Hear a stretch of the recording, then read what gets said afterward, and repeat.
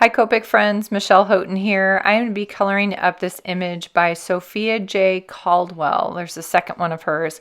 She has an amazing Etsy store full of these digital images, and she is trying to make these more accessible for crafters and colorists.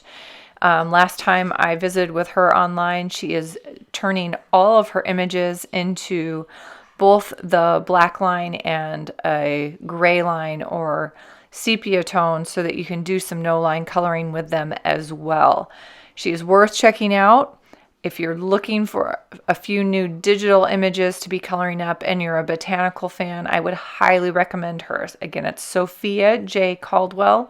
Her info is at the front of the video and also will be at the back. I will link her Etsy store in the credits or in the comment section, sorry. So I am going to do some coloring on these and I'm just going to let you enjoy. The colors are listed and the markers are shown on occasion, but they are all listed on the video corners. Sit back, relax, and enjoy.